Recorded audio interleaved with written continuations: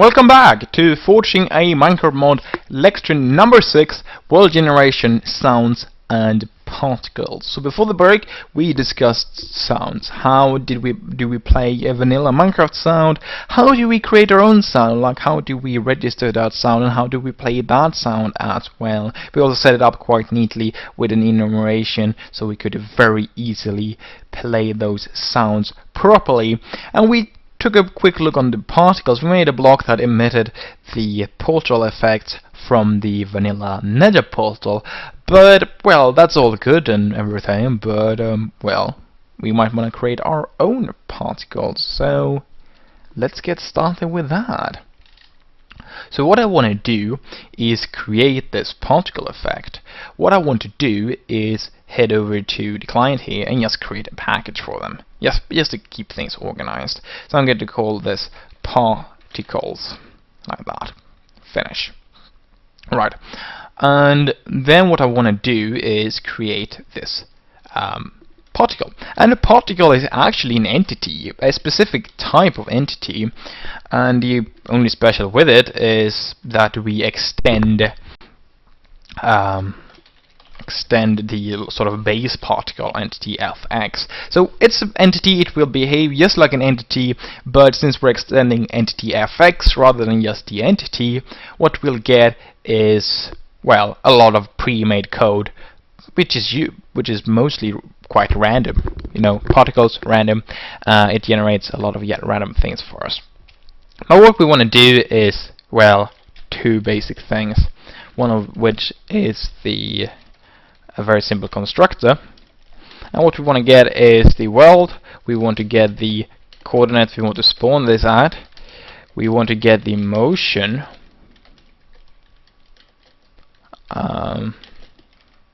Motion y, and finally motion z, like that. There you go. So we want those things there, and the only thing we are actually going to use these for is to send them to the actual particle, the super particle xy. With super I don't mean like super strong or anything, but the super class particle. Motion x, motion y, and motion z, like that. Import world, like so, and this is sort of the particle, but we're missing two things. We need a specific icon for this, a specific texture. So, alright, I wasn't zooming there, but I haven't done anything special here. We just have this code, a constructor here, but what I want to do is actually go away from this. I don't want to continue with the code here just yet, but what I want to do is register an icon to use. The problem, however, with particles, or with entities in general, is that we can't register any icons with them. They usually use some models and textures and blah blah blah, but we can't register icons, even though well, they require icons, the particles. And vanilla has just a big texture sheet with all the particles. So it's sort of like how it were before 1.5 for blocks and items. That's still the case for particles. And we can't really go into that and change that. That wouldn't really work. But luckily, we can use icons. So what I'm going to do here is, I'm in the block info now. So yes, I'm not in like particle info or anything. Poison particle texture. So I'm going to register this texture that we're going to use, if I can spell. I'm going to register that as a part of the block, the poison block. I'm not registering this here as a part of the block because I must like refer to a specific block. The reason why I want to do this is because I have to register it somewhere. I need to register the icon somewhere. I can't do it together with blocks, I can do it together with items. But, well, it would make sense to register it in the block that's going to use it. So there's no connection between the block and the particle that we have to make. It's just that we need to register an icon somewhere, and this seems like a good place to do it. So side only, side.client, and I want to specify my icon here, public icon particle icon. So I'm doing like I usually do, but I made it public, so I'm going to be able to reach it from the particle itself. Then it's just a matter of registering this like anything else. Particle icon equals register dot register icon and block info dot texture location, the column there, and the block info dot Poisson particle texture. So where should I put this texture? Well, let's take a look. This is where we put the sound, so let's go back to example here. We have textures here. As you can see, I don't have a folder called particles here for a reason. We're registering, even though I haven't imported, so we have some errors there. I'll fix those. But I'm registering it exactly the same like if I would register a block icon. I'm registering it in a block. Therefore, I put it like I would with a block texture. There you go. We have the Poisson texture there, if you can see that one. So just put it together with your blocks if you're registering it together with your blocks. That doesn't mean that we have to use it as a block. Okay? Now I'm just going to import the vanilla one there. The Minecraft one rather than the Java one, like so. And now we can head back to our particle, and what we want to do is tell it I want to use this icon. Unfortunately, even though it's very easy to do, the method hasn't been named with something properly, so we need to call method func underscore 110125 underscore a. Very easy to remember. And here we want to give it the texture, or the icon. So where can we find it? Well, if we go to blocks and we access the Poisson block, and then I access the particle icon, boom, we have the icon there. So what we've done here is we need an icon for this particle effect, this entity, but you can't register in them there. There's nothing called register icon as a method in this specific entity. Nothing like that is ever going to be called. So what we do is just we register it as a part of the block, and then when we've done that, we refer to it from the particle itself. This of course means that we're creating the icon inside the block, but that doesn't really matter, and it makes sense to do it in the block that is going to spawn it. There we go. But we need to do one more thing. We need to tell this particle which type of rendering it has. We have 3 different versions. We have type 0, or layer 0 as it's called, which means that it's going to use the vanilla texture sheet of icons. The one where you can find like the bubble, the heart, the angry villager icon, like everything that you have in vanilla. All of those, like I said, are in a specific texture sheet. That's layer 0. If we want to use an icon that we have registered together with blocks, then we have layer 1. If we want to use an icon that has been registered as a part of an item, we just do the same that we just did, but in an item file instead, then we want to have layer 2. So what I want to do is simply specify the getFX layer here. And by default that's returning 0, so that's for vanilla icons. But since we're using an icon, vanilla textures, since we're using an icon that we have registered with our blocks, then we return 1 here. And this is actually very important. If you don't do it, it will throw an error and it will fail to create this entity here. It's not going to work. And the same thing if you're trying to use the vanilla textures and you return 1 here, it's not going to work either. So you need to return the correct thing here, like that. Okay, so this is everything for now. We're going to extend this later to make it a bit more fun. Now it's just a texture, an icon that we have in this thing. And what we want to do is head over to block Poisson here. And just for fun, in the break, I added this little code here. Nothing important. Basically what it does, if we click on the block, we're going to get poisoned. Just for fun. But what I'm going to do is basically remove this code here. Boom. Like that. And the code I'm going to add is not perfect. We're going to improve it later, but it's a bit ugly for now, but it's simple enough. So I'm going to start with this. So Minecraft.getMinecraft, and then we refer to something called an effect renderer. That's the one that renders all the particles, and then we simply want to add an effect. And here it's just asking for an entity FX. and then we create a new entity, Poisson fx. We give it a world, we give it a particle x, the particle y, particle c, and let's see if I can manage the motions this time. Motion x, particle, motion y, particle. Look at this, motion, there you go, motion c, there you go. Like that, and just import it like that. So, like I said, this is not the perfect way of adding the particle. We'll see a better way later on, but for now it's going to be good enough. So what we do is we refer to the effect renderer and add an effect, and we just create a new version of our particle here. And the particle is very, very basic at the moment. What we have is just that we register, well, not register, but we add the specific icon that we have been registering in a specific block. Here we go.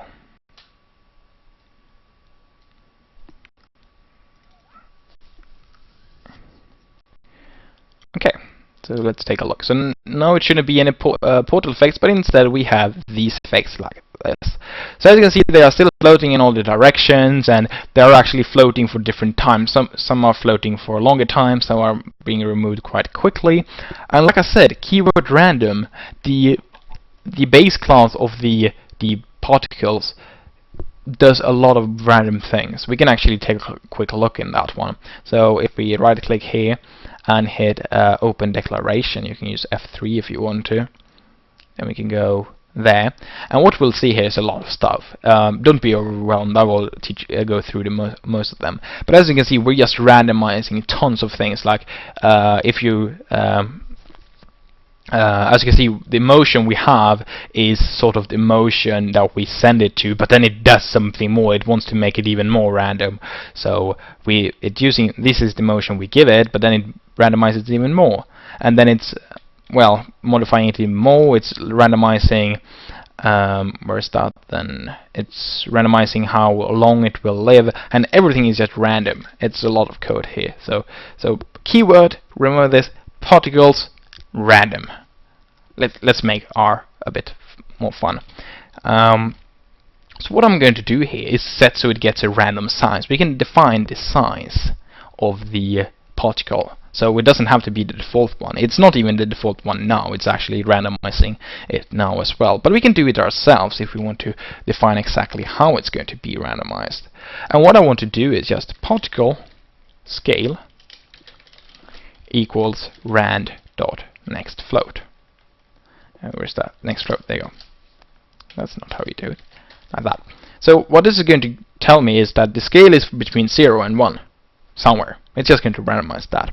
And then we can also randomize something else, the alpha. So I'm going to go through most of the things we can change, but then in the end it comes to how do you want to change them, and you want to change them differently depending on what you want to achieve, what you want it to look like.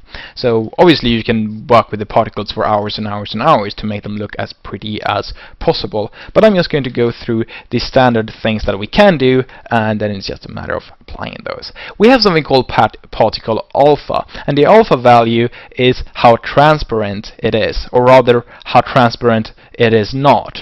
So if we have an alpha value of 1, we can see it properly, it's totally solid. If it's an alpha value of 0, then it's completely invisible. And if we have an alpha value of 0.5, we can see through it half of half of the colors or whatnot. I don't know how to describe it, but well, it's just in between visible and completely invisible. So now by default particle alpha 1, but now we're setting it to a random value. So some will be quite transparent, some will be completely invisible. If we get like 0 or 0.01, we're not going to be able to see it.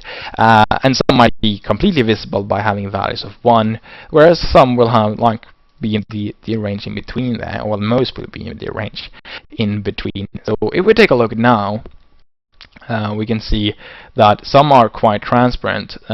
We saw there that one was quite transparent, while some are quite solid in their colors, and they're also much smaller because the randomized value I chose was between 0 and 1. I think the default value is somewhere like between 1.5 and 2 or something like that. So it has a smaller range and it's also bigger. So there you go. So we can do things like that, but we can do other things as well. We can, for instance, modify the values as we go. So this is an entity, and entities have a method called onUpdate, and we can just use that. So override public void onUpdate like this. Super.onUpdate, of course, to allow other things to update. And what we can do here is just particle scale equals float particle age divided by particle max age. And what this is going to do is basically we divide the age with the maximum age. The age is going to start at 0 and going to move up towards the max age of the particle. So in the end it's going to be as big as possible. It's going to be 1. Well, it's basically going to be, for instance, 30 divided by 30, we get 1, rather than 0 divided by 30, we get 0.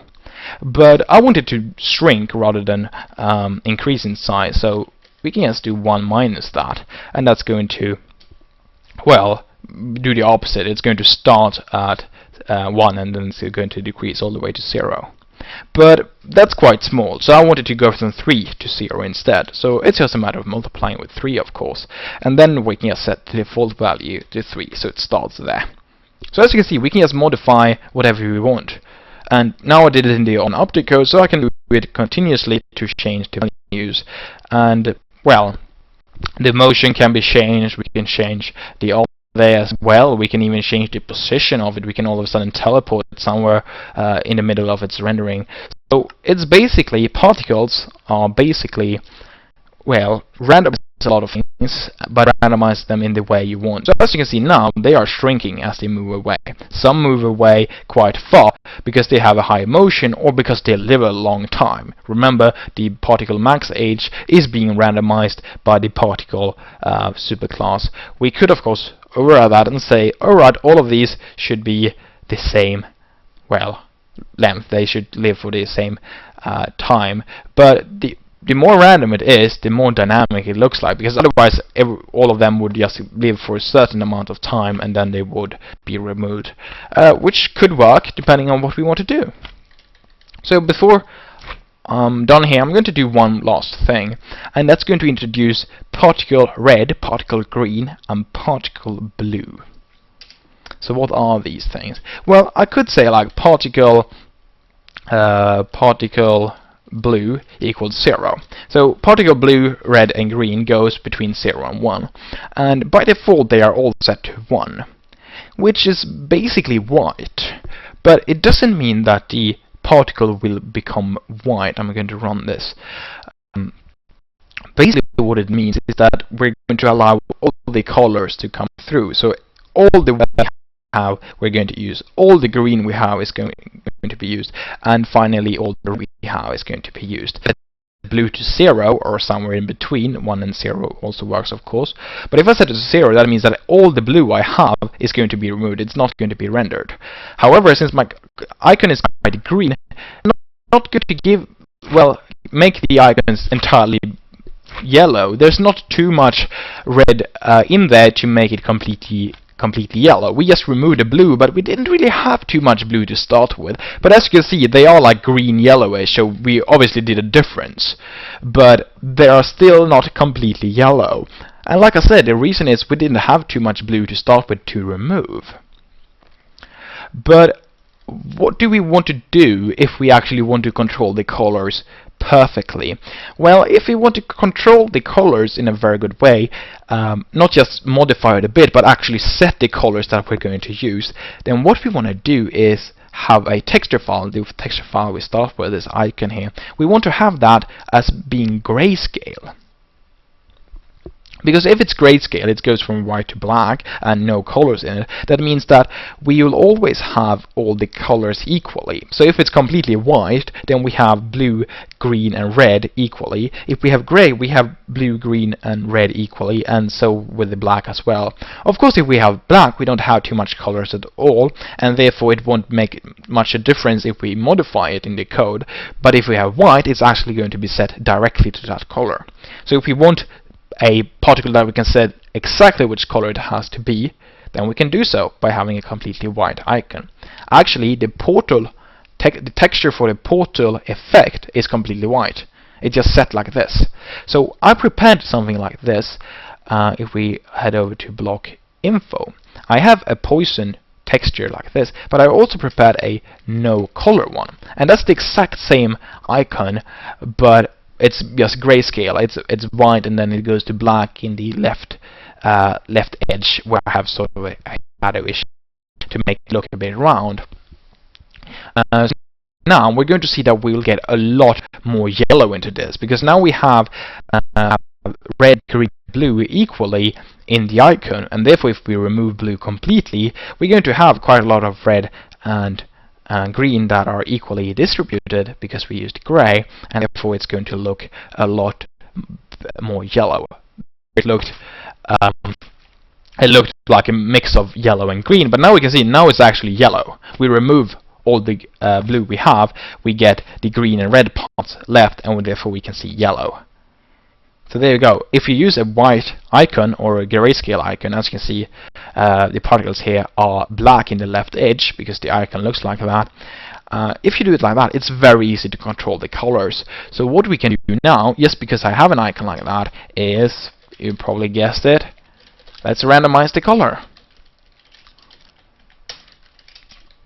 Particle green equals rand.nextFloat. So these colors, like how much of the color from the icon is going to be let through to the rendering, is between 0 and 1, so it would make sense to randomize a number between 0 and 1. So now all the particles won't be green, they won't be yellow, they won't be red, we will have all sorts of colors. They will also have a randomized alpha value, so some will be more transparent than others. So all of a sudden we have a I don't know, a ton of, we have a big color display. Obviously this might not be what you want in a lot of cases, but there you go. So now we can actually define the colors. We have a red one, a purple, pink, green, you know, name it all, it's here. So there you go. But well, we had like a green poison block, so maybe we wanted it to be you know, green. But we can still randomize it, and we can still use the non-color one. We can just modify it a bit. So if we multiply the red value with a half, like that, what we're going to get is a value between 0 and 0.5. If we multiply this with 0.5, then we're going to get a value between 0 and 0.5 here as well. If we multiply this with 0.5, but then add 0.5 as well, what we're going to get is a value between 0.5 and 1. That means that in the worst case scenario, when it comes to being as green as possible, we'll actually only be gray. We won't ever get a red particle or a blue particle, because, well, the particle red can be set to 0.5, the particle blue can be 0.5, and the particle green can also be 0 to 0.5 if, well, the randomized values happens to be like that, and then we will get a gray one. But we can never get a red one, we can never get a blue one, but we can get, well, a green one with some tints of blue, hints of green. That's totally possible. That's exactly what we set up here. Would we do something like this? Well, if all the particles looks the same, it looks a bit weird, because it's just a ton of things looking exactly the same. But if they move in different directions, they are in different locations, they have different colors, even though they have similar colors. Here we go, we just have green colors now, but we have some more red ones, some that goes to the blue, towards blue, but they are still all green, even though different shades of green. Like that. There you go. So that's actually everything I'm going to talk about creating particles. So as you can see, we can just do a ton of things, and the keyword is random. Make them look different by randomizing values. But as you can see here, I'm not just making it random, I'm making it random in a way I want it. By setting it up like this, I'm always going to get more green than blue and red, but it's still very random, so I get a ton of variety of colors. So random, but controlled randomness is particles. But like I said in the block Poison here,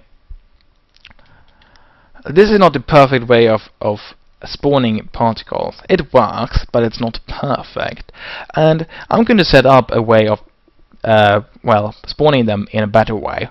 And it's sort of going to mimic the vanilla way. It's not going to be exactly the same, but it's going to be inspired by the vanilla way. Yes, because, well, if it is, then it's going to work similarly. So it's going to work with all the vanilla settings and vanilla distances and so on. So we're actually getting something that looks like a vanilla particle. We have designed the particle ourselves in the actual particle class, but when we spawn it, it's going to behave similarly. So what I want to do is ignore the block for a while and create a enumeration here called particles. This one is going to control it all. So what I can do is, well, add Poison here as one option, and that's my only option at the moment, like that. Public static void spawn particle, like this. But I need a ton of parameters, and the parameters I need are, well, the particle itself, particle. And just because that's the case, I could of course remove static and just do it like this. Boom. So now I don't need to send along that one. But what I want to do here is the world object.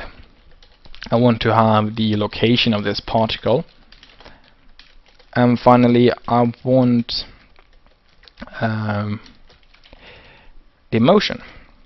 So the same thing that we've used before. There we go.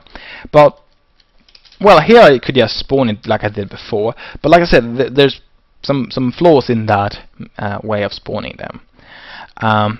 So what I'm going to do is, first of all, get the Minecraft instance.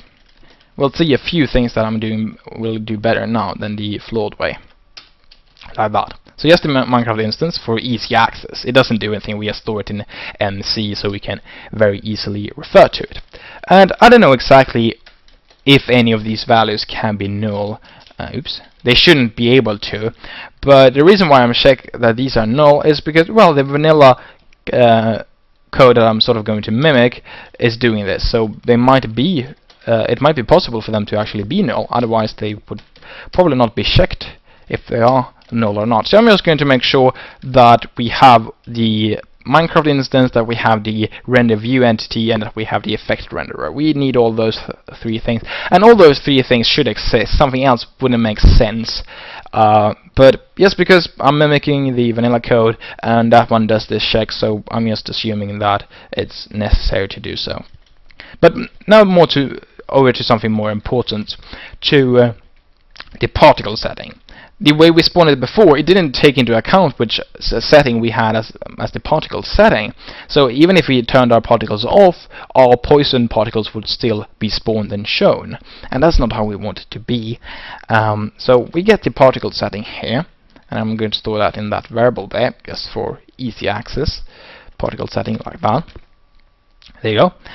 What we want to do here is, if the particle setting equals 2, then we want to return. And what this is that particle setting 2 means that we have turned off all the particles. And if we have turned off all the particles, we don't want to proceed here. We just want to stop spawning this particle. We don't want to spawn any particle at all. So just stop this and, well, you know, don't spawn it. But nowadays, in 1.6 or 1.5, whenever that was introduced, we have particles off, particle minimum, minimal and particle maximal, like how much particles do we need. And the way that is handled is very simple. It's so simple, it's well, weird. If we do particles setting equals 1. Okay, so if we have the minimal setting, so we want particles but we don't want them more, and what we do is actually to randomize which particles to spawn. So every third particle should be removed as well. So if we are at setting 2, we want to remove every single particle by just returning and not continuing with the spawning process. Or if we are at particle setting 1, we want to return every third, statistically every third particle. So that's what we do. Here you go. And the next thing to do is, so that was the first thing that we had a flawed system of before. We didn't check for the particles setting. And the second part is the distance to the player, or well, rather the distance to the render view entity, which is actually the player. So the reason why we don't refer to the player, which we could do, is because there is a field called render view entity, and therefore I'm going to use it. At the moment they will have the same thing, but if they are changed, then we're actually referring to the proper one. So the render view entity is basically the entity we're looking for from. So when you see the things you see in the Minecraft world, you see from the perspective of the render view entity, and therefore that's the one we're going to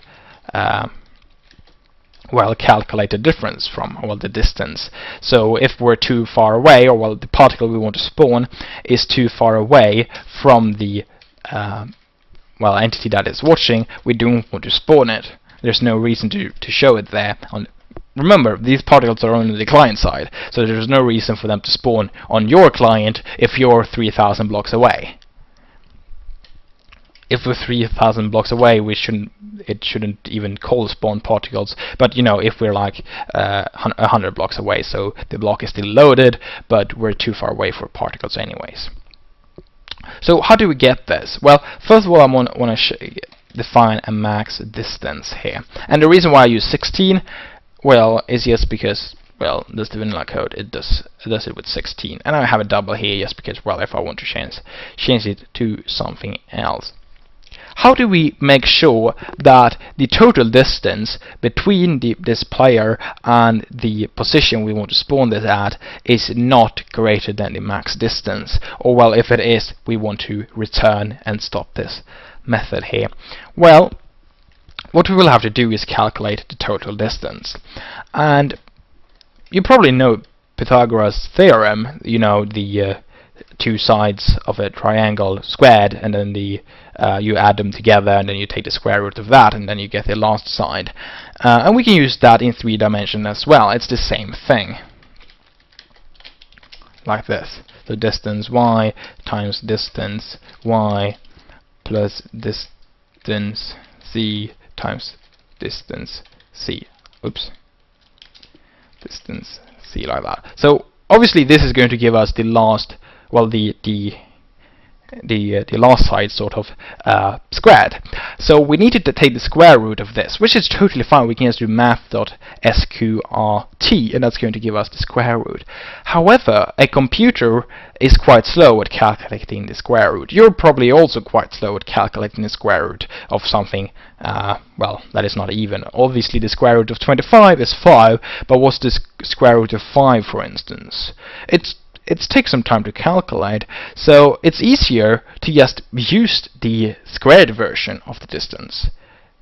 But that's not the one we want. No, it's not the one we want. But if we compare it with the squared distance, the squared max distance, it's going to be totally fine. That comparison is still the same. So instead of taking the square root of the distance and comparing that with the max distance, we use the squared distance and compare it with the squared max distance. And that's usually how you do it if you're not interested in the actual distance. You're just interested in if this distance is bigger than this distance. Why do we do this? Well, basically what I said, it goes much faster to do some multiplication rather than a square root. So that's why. And of course, we could, instead of doing max distance times max distance and so on, we could use math.pow max distance comma 2 to actually take the power of 2. But now I'm just multiplying it with itself. So if this is the case, the squared distance between the player, well, the thing watching, and the particle, if that is greater than the squared distance, the squared maximum distance, then it's too far away. Just return. Here we go. You can't use distance x like that to take power 2. That's not the same thing. That's something else completely. Don't do that. You're going to get confused if you don't know what it is. It doesn't have anything to do with the power. So if you want to do actually do the power version, then you do math.pow like distance x comma 2. That's the same thing as that part there. There you go. Okay. But what I want to do then is spawn the particle. So now everything went alright, so now it's just time to spawn it. Well, if everything went alright, that we actually reached this part. And what I'm going to do is set this to null, and then do a switch statement here. I'm going to switch this like that. Can you do that? Yeah, we can. I wasn't sure. Like that. Case poison. And what we want to do is, well, basically say particle effect equals new entity poison fx world x y c motion x. Like that. Oh, that thing is in the wrong direction. There you go. So what I'm doing now is creating a new instance of entity poison, not potion, poison, if we want to do the particle poison. Obviously that's the only particle we have, but now then it's just a matter of adding more things here, and then we can add the respective particles down here. Of course, we could store the particle class inside of this enumeration. You know, like we did for the sounds. We had like out of ammo, and then we gave it a string to the actual file, like empty click or whatever that was. We could do that for this as well, but since we want to create new instances of a class, the thing we will have to do is totally possible, but we need to know quite a lot about generic classes to do so. So I'm just doing this to keep it simple. And then when we've done that, what we want to do is just make sure that the particle effect is not equals to null. Like that. And what it does is, well, the thing we had before. Minecraft.get Minecraft.effect render add effect. So in the end we're doing the same thing that we did before, but we're doing some other things as well, and that should be the particle effect. What we're doing is we're making sure, well, I don't know how important this is, but we're making sure that we have everything we need. Then we make sure that we have a proper particle setting, and then we make sure that the player is not too far away. And if so, we just spawn it in the same way as we did before. And there we go, I just imported it so it wouldn't complain about that. So there we go. Now we have, in the end we do the same thing, but we only do it if we sort of are allowed to spawn it. Not really allowed, but if we're supposed to spawn it, depending on the setting and the distance. Okay, so what do we have to do now? Well, not a lot. Head over here and do particles dot poison dot spawn particle, and then we just give it the world, particle x, particle y, particle z, and motion, particle motion, like that. I can just copy this part here, like that, and that will do it. Oh, come on, not the uppercase P, sorry. There you go, much better. So obviously what we did before would work, but it wouldn't take into account, well, anything really. It wouldn't take into account that well, the particles were turned off by the user. It wouldn't take into account that the user was too far away to see this anyways. So this makes it a bit better, than we had before, but in the end it spawns them in a similar way. So now if we take a look, we're not going to see a difference really, but if we turn particles, we're going to see that they will be removed.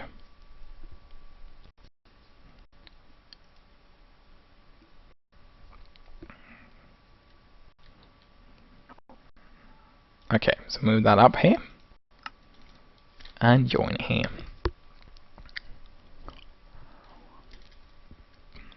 There you go, so we still have the particles, but now if we go and take a look, video settings, so we can turn off, where are they? We can go into decreased. So now we won't have as many because, well, once in a while we actually remove particles that we're supposed to add. As you can see, there are quite a lot less than we had before, and if we remove it completely, alright, minimal, that's the one.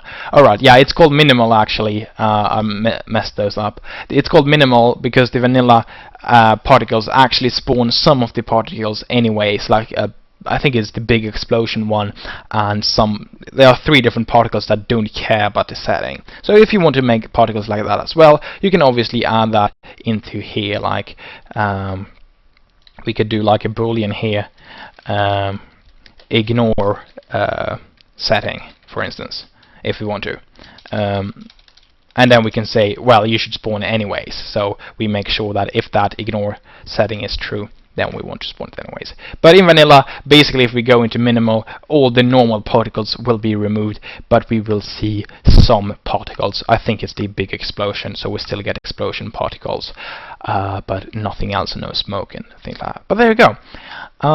So we still have world generation to go, but we're running low on time. But like I said before this lecture is actually going to be a bit longer than a usual one, so now I'm going to cover how to do some world generation. World generation can be quite complex because you can just make a lot with it, but I'm going to show the basics, and then, well, then it's up to you to what you want to use it for.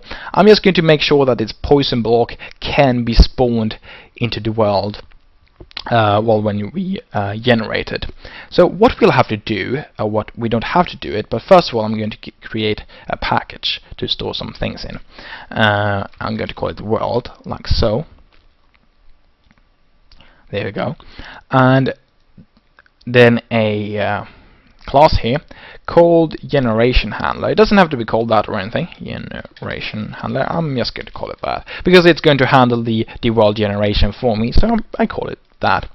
Right. But that's not the important part. The important part is to implement a world generator, like so. So this is defining that we want to generate some things, and the only method that we have to implement is this one. So if we add unimplemented methods, we get this guy here, degenerate. So we get random, chunk X, chunk C, world, chunk generator, and chunk provider. These 2 last ones are basically, the chunk generator is the one that is going to generate a chunk for us, well, is about to generate a chunk, whereas the chunk provider is the chunk we're currently building. If we want to get some information from them, we might want to get like information about mobs, biomes. We can use the world for that as well. But I'm not going to use the chunk generator nor the chunk provider in what I'm going to do. But we get this method, and here we can generate things. And this random generator that we get here, it's more important than we might think. It's not any random generator, sorry. So we can't just create our own one and use that one instead. That random generator has a specific seed, and the specific seed it has is the one that we're using when we're, well, making the world. So if I make some code here and then create 2 worlds with the same seed, if I use this random generator and not any other random generator, what I will get is the worlds being exactly the same, and that will be the case for my generation as well, not only for the vanilla world generation. So use that random generator. If you use something else, then it's not going to be properly generated accordingly to the seed. Then it's going to be generated differently each time, even though the seed has been set to the same thing. Right, so what I want to do is have a constructor here, like this. Right, So no parameters or anything. And what I want to do is make sure that we're actually using this. So we refer to game registry. We've done that before when we're registering talent teas, when we're registering blocks and a few other things. I'm not sure if we have used anything else, but as you can see, we can add recipes, add biomes, and stuff like that. But what we want to do is register world generator and just register this. And basically what that means is that we're adding this to the list of all the mods world generators, or iWorld generator like that. And well, when Minecraft wants to generate a chunk, it's first going to do its own thing, or I think it's doing that first at least, but somewhere in the generation it's going to ask all the mods, like, what do you want to generate? What do you want to do with this chunk? Do you want to do anything with this chunk? And that's basically when this generate code here is going to be called. So when we're trying to generate a chunk, we're going to run this code. We're going to get like the chunk X, the chunk C. We're going to get a proper random generator, the world, and some other crap, So we can just generate what we want. What I'm going to use is an existing generation code called the generator. Oh, that's not what it's called. Poison gen. So a world generator is something that can generate regenerate something in the world, and we want to have one of those to generate the poison blocks in the world. But what we want to have specifically is actually a new world gen mineable. So you can create your own world generators if you want to create something specific. Maybe you want to generate a house at a specific coordinate when that chunk is being loaded. That's totally fine. Maybe you want to add another type of stronghold in a location that is having a pool and a pool party there. I don't know. You can do so. You can redesign and create your own world generators and then just use them. I'm not going to cover that. It's fairly simple, even though it's a lot of things to do. It's fairly simple to understand. But what I'm going to use is the world gen mineable, and that is used for generating ores, generating clay, dirt, I think as well. Basically, specific blocks in the ground. And what I want to give it is a few different parameters. We can take a look. No, that didn't work. Okay, right, it haven't been imported. So let's import that. No, never mind. There you go. No? Okay, never mind. I'm spelling it wrong, that's why. There you go. That's better. Sorry about that. So we have three versions of world gen mineable. We have one that takes 2 integers, one that takes 3, and one that takes 4. I'm actually going to use the one with only 2, but I'm going to describe what they all do. In the first version here, what we want to give it is 2 things, obviously. We want to give it the ID of the block we want to generate, and the other parameter is how many blocks we want to try to generate. So basically, when this world gen mineable is going to be used to try to generate one vein of ore, so one vein of clay, one vein of dirt even, or in this case one vein of these poison blocks that you don't have any use for. And we want to tell it how many blocks do you want to try to put in this vein. And I say try because if it fails to place it there, like there's no place to place it, I'll cover that in a bit, then it's not going to add it there. It's not going to say, alright, I can't place this vein. It's just going to make it smaller. Maybe there's a ravine in the way, it's not going to place a piece of diamond floating mid-air in the ravine. It's not that easy. So that's the number that we want to give it to try. So what I'm going to want here is block info dot poison ID, and then I'm going to use 16 here for how big we're going to try to make them. But I said I would cover the other ones as well. So what we have, world gen mineable, here we are. The second one here, we can specify which block to remove as well. So parameter 1 and parameter 2 is the same thing. But by default, if we don't specify this third thing, it's which target we should have, and that is stone. So when I'm doing it up, the thing I have up there, basically what I want to do is replace stone blocks that I find in the world with poison blocks. well, blocks of poison as it's called. I can, however, specify it differently. So I want to maybe replace sand, maybe I want to replace dirt, maybe I want to replace gravel, you know, maybe I want to gravel, or maybe I want a evil version of gravel that explodes when it starts to fall, you know, then I can replace gravels and try to replace that instead. So I just specify it as the last parameter here, what ID would I want to replace. And by default that is stone, because that's usually what you want to replace. The third version here have 4 parameters, and these are actually named, and here we can see them all. We have ID, we have number, and we have target. Those were the things we had before, but we also have the metadata, and that's the metadata of the block we want to spawn. So maybe you want to set the metadata to 3, for instance, when you want to spawn this, then it's totally fine, just specify that here. Okay, but the one I want is just these 2. So I'm using the default values for the target, which is stone, and the default for metadata, which is 0. I don't want to set the metadata because, well, I'm just going to use 0 anyways. So how do I spawn this? Well, we can do it in any way we want, really, but I'm going to do it similarly to the well, I'm not going to type this.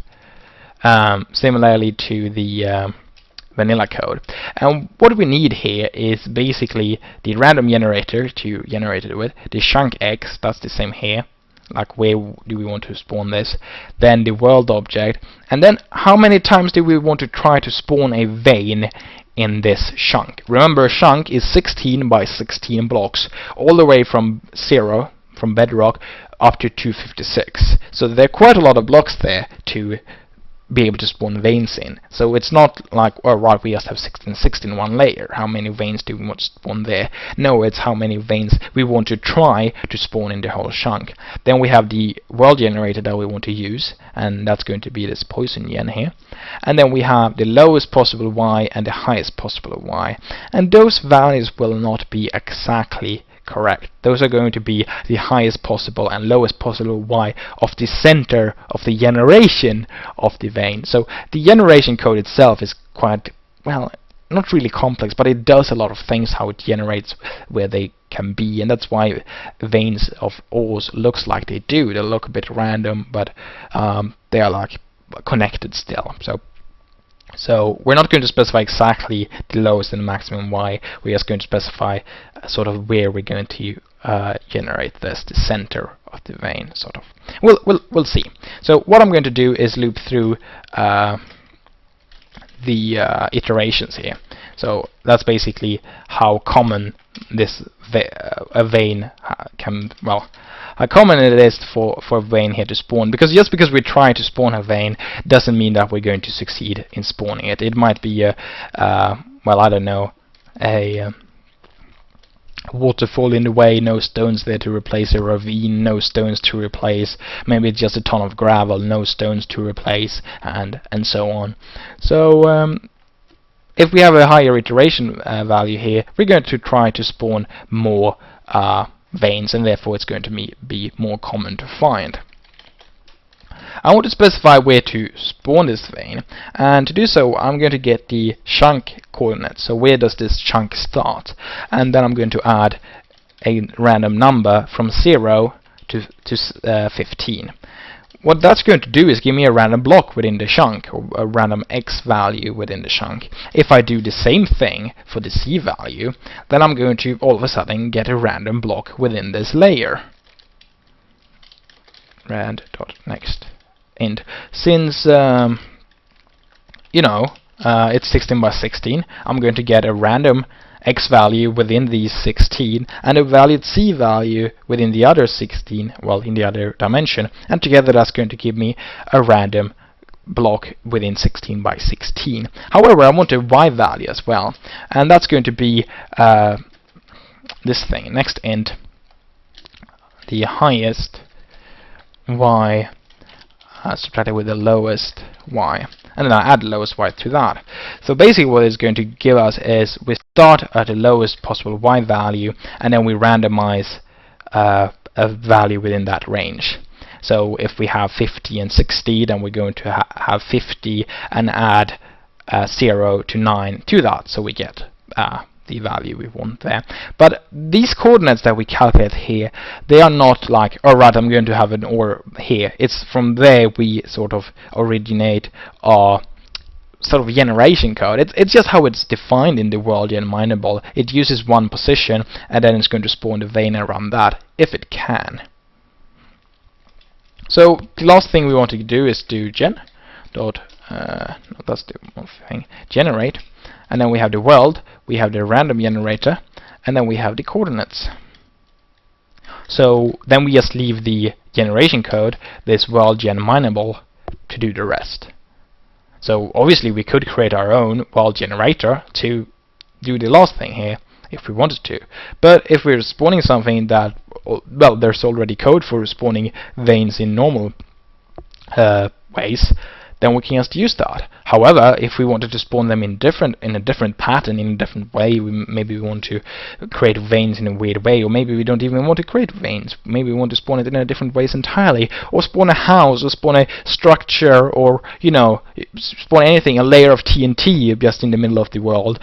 Then you can do so. Spawn dungeons, whatnot. But since we have want to spawn something that already exists, it's no reason to create our own world generator. So now it's just a matter of calling this. So generate standard OR, and I'm going to give it the random, the chunk X, the chunk Y, the world, and the iterations I'm going to give it 20. Here I'm going to give it the poison gen, so that's the one we're going to generate. And the lowest Y is going to be 0, and the highest is 128. So the values I've used here are the following. I use 20 for, I'm going to try to spawn up to 20 veins of it in the chunk. I'm starting at 0 and going all the way to 128, so we have a huge range where you can spawn these. If you're familiar with world generation from before when it comes to OR, then you might know that 16 as that value, 20 as the iterations, 0 as the minimum, and 128 as the maximum is the exact same that Coal has. So the vanilla Coal generation is working exactly like I've set up now. We have, well, we're trying to spawn veins up to 16 in size. We have 20 iterations to spawn it in each chunk, so we try to spawn up to 20 veins, and then we have this range here. Of course, you might find veins that are bigger than 16, but if you do, that's basically 2 veins that are stuck together, and there's nothing preventing that, so you can just get all the veins in a chunk next to each other. Yeah, there you go. That's actually everything we need in here. So we're using a pre-built world generator, and we're just using that for whatever we need. However, we need to create this generation handler as well, and basically where I'm going to create that is, well, where is it? I can't find it in the mod. Here's the mod. Well, you can just go in here and create it. New generation. Generation handler. There you go. So if that's been created, it's going to register itself, and everything is going to be fine. So let's take a look on how this works.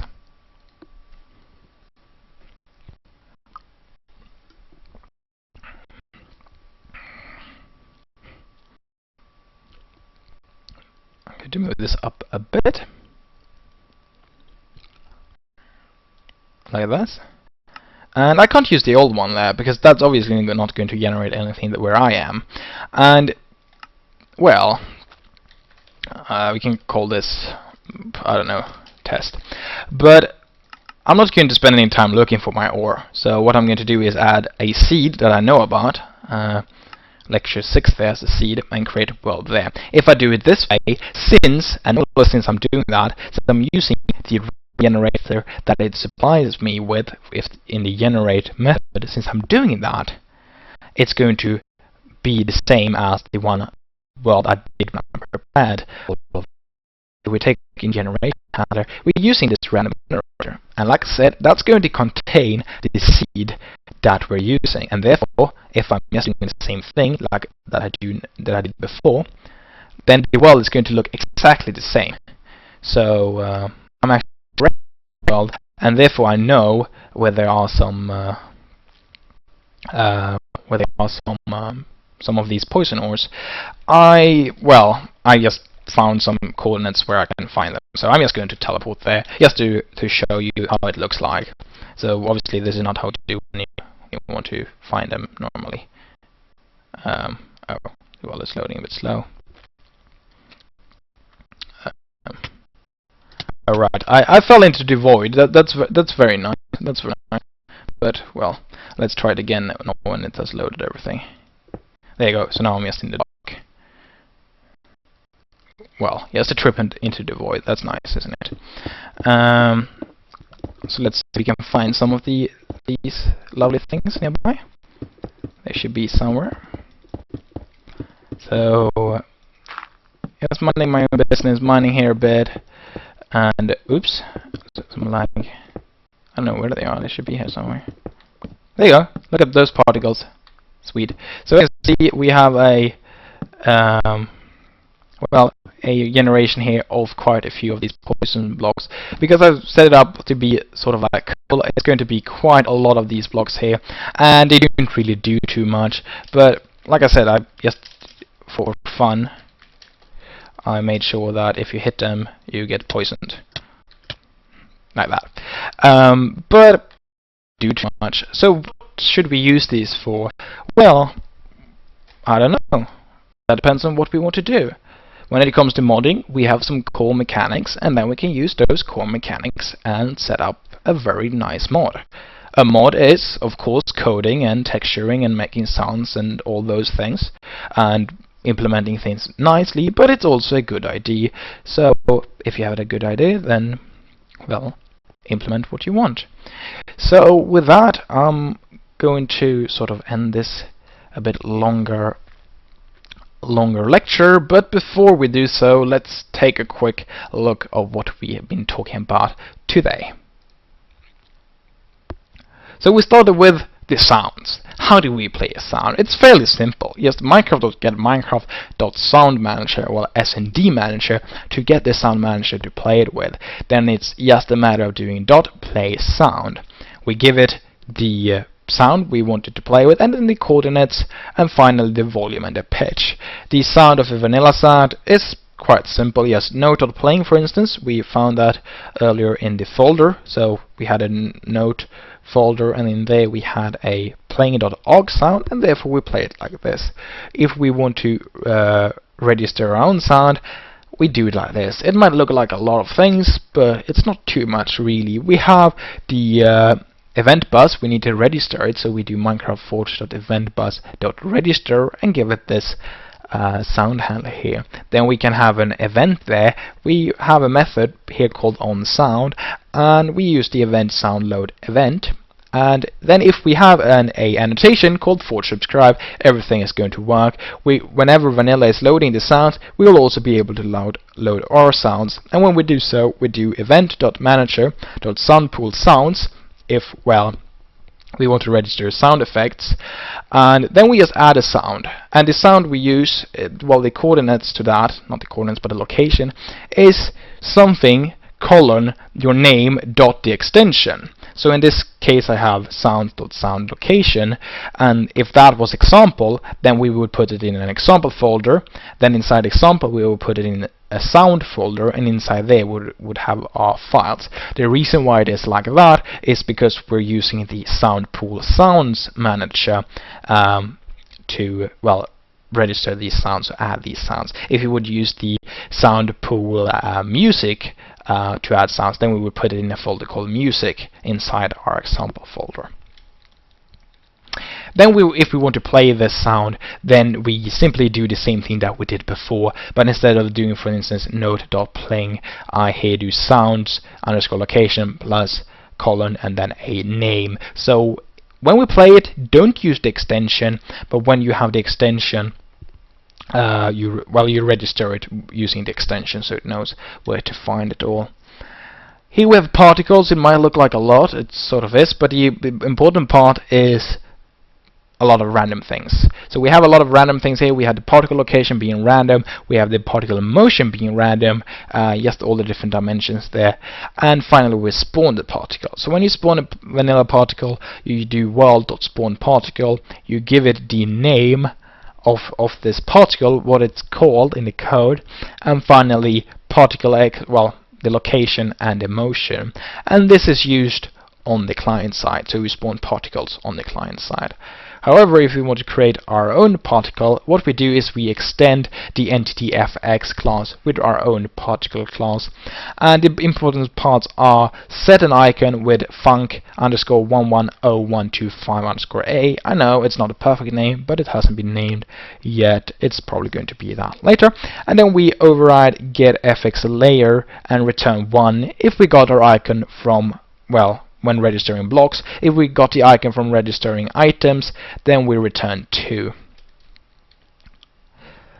Then if we want to spawn it, the simple and sort of dirty version of it was just to do Minecraft.get Minecraft.effectRenderer.add effect, and then just create a new instance of this entity. As we saw during the lecture, we had a better way where we made sure that we had the correct particle settings, we had a proper distance to the player, and so on. But the very core part of it is to just add it to the effect renderer. But before we do so, we might want to check that all the settings do fit the appropriate particles. After particles, we spoke about world generation just now, and what we want to do is implement our world generator. And when we have that, we create a world generator of some sort that we can use to generate things, and we could use a very simple one called world_gen_mineable if we want to generate ores. If we want to generate something else, we could use something else there. We could, for instance, create our own to spawn a house. One of the further explorations in the question and exercise document is about making an igloo spawn in snow biomes. So you can do more advanced things if you create your own world generators. But what we're doing here is we register our world generator handler thingy, and then we create a new world_gen_mineable. The new world_gen_mineable we're using in a method called generate_standard_ore that we also set up. That is not a part of this slide just because, well, I ran out of space. So add a generation code inside the method there that is from the iWorld_generator interface, and then we can just register this generation handler and do all generation code that we want. So when a chunk is being loaded by Vanilla, it asks all the mods through Forge what you want to do with this thing. Right. And there we go. Then we have questions and exercises, like always. So we have some questions to see if you've learned everything about sounds and particles and world gen and so on. We have exercises too, so you can practice sounds and particles, I think. Further exploration, we have that igloo thingy, and answers to questions and, well, possible solutions to exercises. But because this is the last lecture of this course, we also have an assignment, so you can find that from the course page. As soon as I finish this lecture, then I'm going to tell it that it should go live, and then you can do that assignment, and if you complete it and send it in to me and I think, well, it's fine what you've done, your source code is good, your exported version works fine, then I'm going to mark you as has finished the course. If it's not alright, I'm going to give you some feedback and tell you what you will have to fix, and then you just send it in again. But, well, that's pretty much it. This has been Forging a Minecraft Mod, lecture number 6, World Generation, Sounds and Particles. I'm in VSWE, but this has also been the entire course, Forging a Minecraft Mod, these past 6 lectures. So what should we do now? Do we know everything about Minecraft modding? No, of course not. Minecraft modding is about knowing the basics and know where to find the information to go on. So if you know the basic, you can quite easily just check how things are done somewhere else. But that doesn't mean that I'm going to leave you here and allow you to, well, you're also of course allowed to just explore yourself, but what it is to dig down into explore further different areas, and some of those areas I'm actually going to cover in the the coming courses. So we have interfaces, we have entities, and we have some more about bits and pieces, where we'll see how we can utilize bits a bit better when it comes to packets and so on. So if you fancy any of those things, I hope to see you in those courses. But this is the end of this course. This has been Forging a Minecraft Mod. Thank you for watching. Goodbye.